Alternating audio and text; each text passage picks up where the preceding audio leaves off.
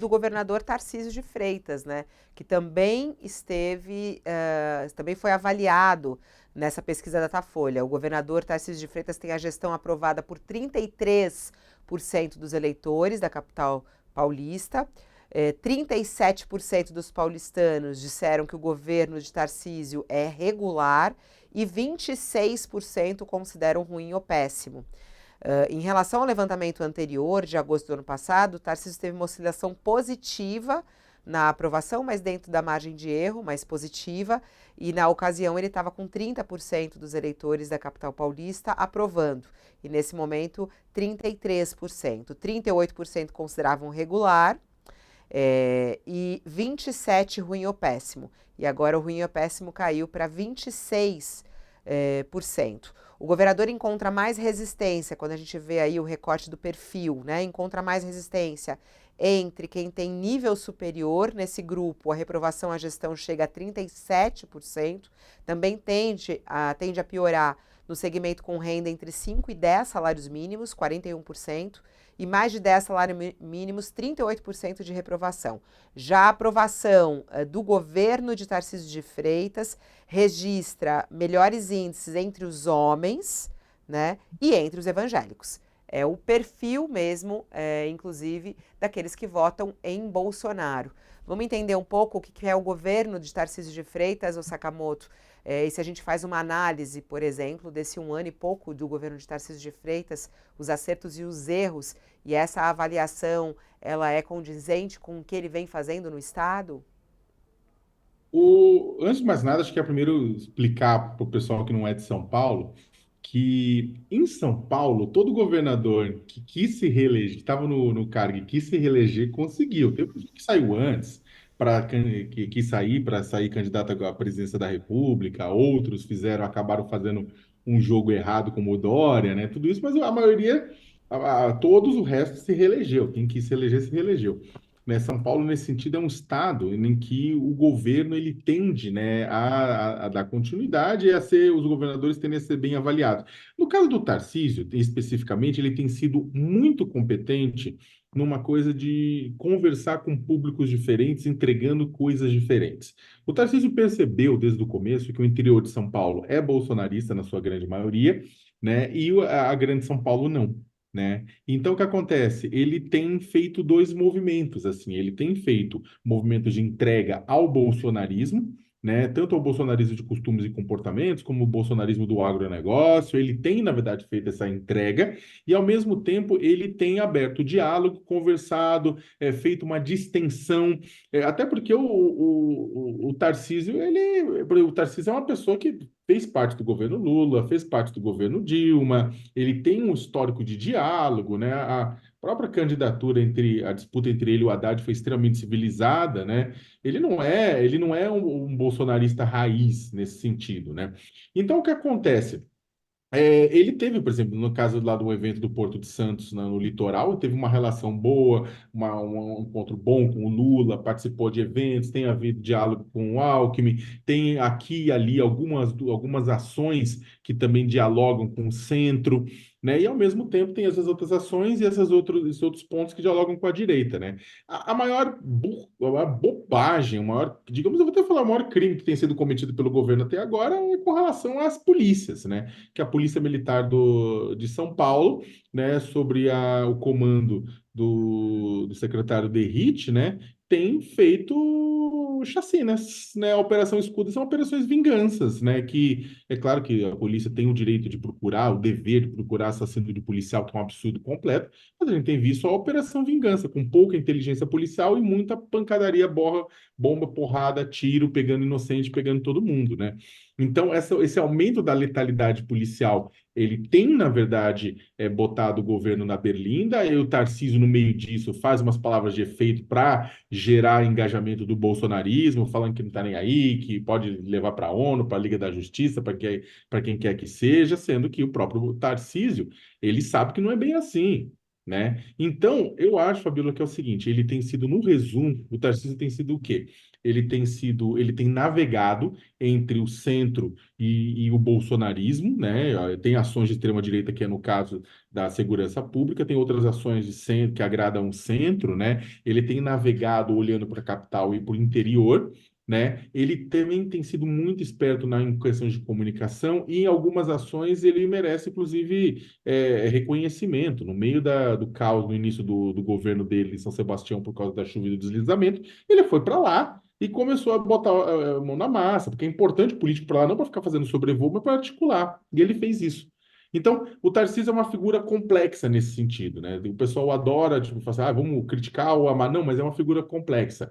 Tem esse diálogo. No caso da reforma tributária, ele ficou ao lado do Haddad, da proposta do Haddad, e bateu de frente publicamente com o Bolsonaro e com o bolsonarismo, né? Então, por isso que eu estou colocando, é uma pessoa que é complexa, ele vai navegando, e aí eu acho que nesse sentido, ele faz muito bem porque ele vai construindo dessa forma sua candidatura, seja para governo do Estado, seja para a presidência da República.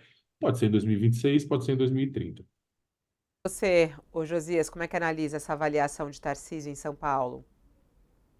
O Tarcísio tem um pé em cada canoa, né? Num pé ele se mantém na canoa do avanço institucional, mantém o relacionamento republicano com o governo federal, que é presidido pelo Lula, adversário dele, e no outro pé ele mantém o seu vínculo com o bolsonarismo da forma mais primitiva, não é? E me surpreende o resultado, porque ele oscilou positivamente na margem de erro, mas subiu ali 3 pontos a popularidade, a aprovação ao governo dele, e a meu juízo é algo surpreendente, porque nós estamos falando de uma pesquisa feita na maior metrópole do Brasil, uma pesquisa feita supostamente na cidade mais cosmopolita do Brasil. E o que é que houve de mais visível na gestão Tarcísio de Freitas nesse primeiro ano e 3 meses? Foram as operações, 2 operações realizadas pela Polícia Militar na Baixada Santista. Produziram-se corpos ali em escala industrial. E uma ação truculenta, a pretexto de reagir, uma reação que seria adequada à morte de policiais, 2 policiais, organizou-se uma operação de matança indiscriminada. E é possível fazer diferente. Ainda na semana passada houve uma operação lá no Rio de Janeiro, uma operação conjunta da Polícia Rodoviária Federal com as polícias civil e militar do Rio de Janeiro. Prenderam lá milicianos, quase 2 dezenas de milicianos, numa operação feita de madrugada, longe da comunidade, na Avenida Brasil, ali no deslocamento dos bandidos. Apreenderam-se as armas, feriram alguns bandidos, mas não morreu nenhum. Uma operação muito bem sucedida do ponto de vista do planejamento e da execução. É possível fazer, mas em São Paulo decidiu-se promover abuso de autoridade e matança indiscriminada, e não somos nós que estamos dizendo, é a Defensoria Pública, é a Ouvidoria da Polícia, é o Ministério Público, e a despeito de tudo isso, melhora a aprovação do governador Tarcísio. É uma evidência de que a truculência policial dá voto, dá prestígio ao governante. E isto ocorre na principal metrópole do Brasil. A principal metrópole do Brasil, ou um pedaço dela, está avalizando esse tipo de atitude do governo de São Paulo. É muito surpreendente, porque, em tese, se São Paulo fosse uma cidade convencional e desenvolvida como se imagina, estaria dando um sinal de reprovação para um governo que desistiu de estimular o uso de câmeras nos uniformes da polícia e promove uma matança na Baixada Santista que leva entidades de direitos humanos, como a Conectas, como a Comissão Arnes, a denunciar o governo de São Paulo no Conselho de Direitos Humanos das Nações Unidas. E como reage o governador? Pode ir à ONU, pode ir na Liga da Justiça, no raio que o parta, que eu não estou nem aí. Então, o Tarcísio de Freitas está dizendo, na prática, que ele não está nem aí para as pessoas pobres que estão morrendo na Baixada Santista, nem todas elas criminosas, né? E ainda que fossem criminosos, nós não estamos ainda vivendo num país em que a barbárie foi legalizada. Essa frase do Tarcísio, eu até comentava na semana passada, ela faz lembrar aquela outra frase do Bolsonaro, que disse: e daí? Eu lamento, mas quer que eu faça o quê? Eu sou Messias, mas não faço milagres. O Bolsonaro disse isso quando a pandemia havia conduzido à sepultura no Brasil 5.000 pessoas, 5.017 brasileiros. Tivemos mais de 700.000 mortes no Brasil por conta da pandemia, né? Então, são descasos com os quais uma cidade como São Paulo não deveria estar contemporizando, mas a pesquisa mostra que o Tarcísio melhorou a sua taxa de aprovação. Então, São Paulo está avalizando esse tipo de comportamento do governo do principal e mais rico estado da federação. A capital desse estado está avalizando a truculência policial, que é avalizada também, com a qual concorda também o governador. É tão curioso ver isso, né, Josias? Interessante a sua análise aí, porque a gente vê isso em outros estados. O Rio de Janeiro, eu acho que é um grande exemplo disso também, né? A violência policial lá, né? Agora a gente tem também o caso da Bahia, e na Bahia a gente tem um governo que é inclusive do PT, né? Também. 16 anos, Fabíola. 16 anos o mesmo governo, E e foi lá um também a assunto na letalidade campanha é eleitoral. altíssima. Foi o assunto, Né? a gente Sem dúvida. recebeu aqui, entrevistamos o candidato do PT na época, questionamos ele sobre a atuação da polícia na Bahia, que já estava com os índices altos de violência, e a gente vê que, tanto de um lado quanto de outro, né, isso não afeta a popularidade de um governador, né, Sakamoto? Eu acho que aqui em São Paulo sempre foi assim, né? Não, sempre. Vamos colocar da seguinte forma: o pessoal fica discutindo que é preço da carne, a picanha para lá, a picanha para cá. Você sabe como você ganha popularidade no nosso Brasil? É muito simples. É só servir carne negra na bandeja.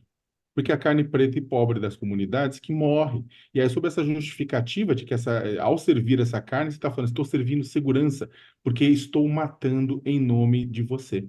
E tem muita gente que gosta do sangue derramado em nosso nome, né? E a verdade é essa: a carne negra e pobre continua sendo a carne mais barata do mercado, sempre foi, com inflação, sem inflação. E quando a polícia, embaixo de um comando de um político, né, serve essa carne, ela consegue voto, né? O brasileiro gosta de carne preta, gosta de carne pobre, né? E se servir assim, e ainda se servir com um discurso do tipo, não tô nem aí, puta, faz sucesso, seja em São Paulo, no Rio de Janeiro, na Bahia, em partido de direita, em partido de esquerda, né?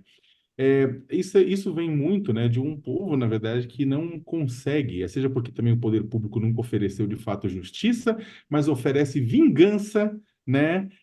Oferece morte e vingança como resposta à violência. E vamos ser sinceros, a população não está errada em exigir segurança.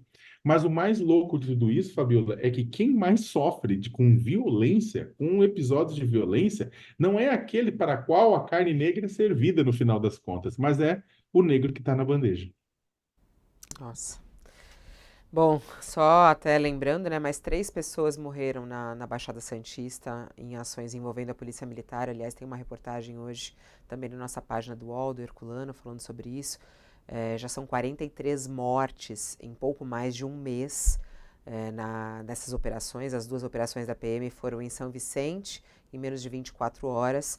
Na primeira delas, 2 homens foram mortos ontem à tarde em confronto com uma área de palafitas. Os vídeos obtidos pelo UOL mostram, inclusive, o momento em que uma das vítimas foi socorrida. A outra, aparentemente atingida na cabeça, também aparece nas imagens. Eu acho que essas imagens aí que a gente está vendo, se não me engano, são as imagens, inclusive, dos carros chegando lá no litoral para essa operação. Em uma outra ação, nessa madrugada, policiais militares balearam outro suspeito e de integrar o PCC. Jefferson Roberto teria atirado contra os agentes durante uma abordagem na porta da casa onde ele morava, segundo a ocorrência. A gente está vendo aí algumas das imagens que inclusive estão também na nossa página do UOL. E só relembrando essa frase que vocês colocaram do Tarcísio, a gente até achou aqui, a Luísa e a Clarice encontraram esse momento em que ele fala, não tô nem aí, vamos relembrar o que ele disse isso. Essa semana... Tava na velocidade. Vamos colocar agora na velocidade normal do pessoal. Nossa, vocês conseguem ouvir nessa velocidade? Ô, Luísa, ela tava procurando a frase. Agora vai na velocidade normal aqui para nós pobres mortais. Vamos lá. Proteger ele, para me proteger, para proteger a sociedade. Essa semana tive a Intermodal. E aí cheguei na Intermodal, tem lá uma série de empresários da Baixada Santista que operam no Porto de Santos. O que eu vi? Tarcísio, muito obrigado pelo que vocês estão fazendo. Nunca ninguém fez isso. Eu vi isso no Judiciário. Então, sinceramente, nós temos muita tranquilidade com relação ao que está sendo feito. E aí o pessoal pode ir na ONU, na Liga da Justiça, no raio que o parta, que eu não estou nem aí. Isso.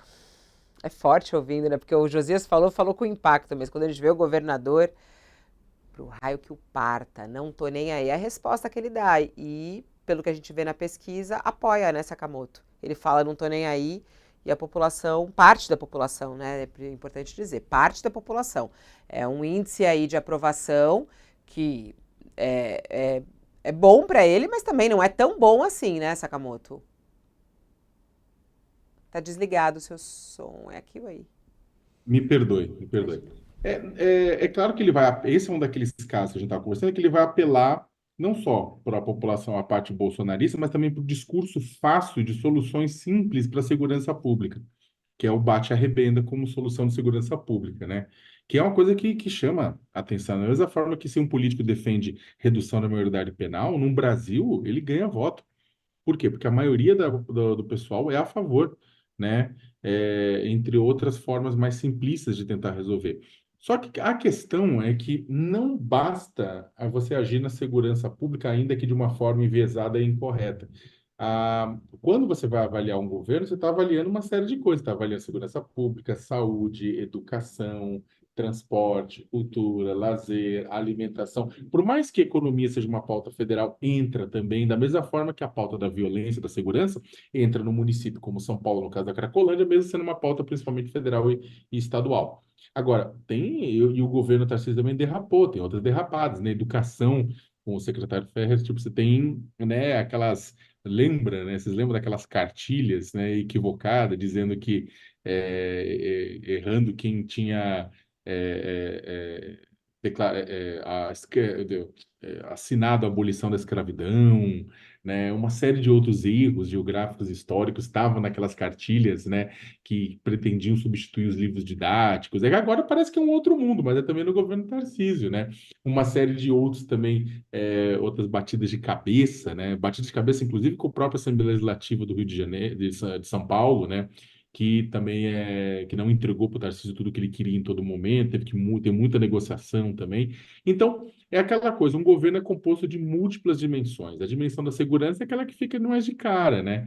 Mas tem outras coisas que foram falhas e por isso também ele não entregou. E eu vou ser sincero, Fabíola, tem um ponto que é muito doido, que é o seguinte: o Tarcísio, se por um lado a proximidade com o Bolsonaro garante que ele se mantenha uma popularidade, um piso de popularidade a partir disso, porque o pessoal vai votar, vai apoiar ele porque ele está lá, estava lá no ato de apoio aos golpistas no 25 de fevereiro, né? Estava tudo isso, então a população vê ele alinhado, então aqueles 15, 20% do bolsonarismo está apoiando, outros apoiam por outras razões.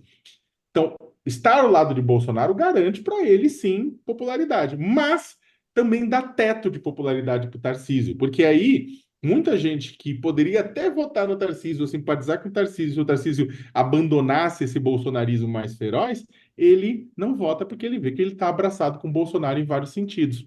Então, o Tarcísio vive também aquela coisa emparedada entre ter que entregar o bolsonarismo que o bolsonarismo quer, mas também com limite, porque, afinal de contas, você está também num município, num estado que tem um grupo de mais progressista, mais cosmopolita, mais plural, e aí tem limite. né? Qualquer pessoa identificada com bolsonarismo acaba perdendo. Então tá lá o Tarcísio lá emparedado, né? Vamos ver o que vai acontecer. Tipo, para um monte de políticos, ô Fabiola, valeria muito a pena. Tem muito político, não estou falando que é o caso do Tarcísio, mas tem muito político que, no fundo, torce para a prisão do Bolsonaro, porque nada é melhor do que um mito solto, é um mito preso, que aí pode-se usar a memória desse mito preso, que está lá, né? Sem que o mito fique do lado da pessoa o tempo inteiro tirando foto. Chamar atenção, né? Porque a segurança pública tem sido aí talvez a bandeira de Tarcísio de Freitas, né, ô Josias? Até hoje uma das notícias também é que o secretário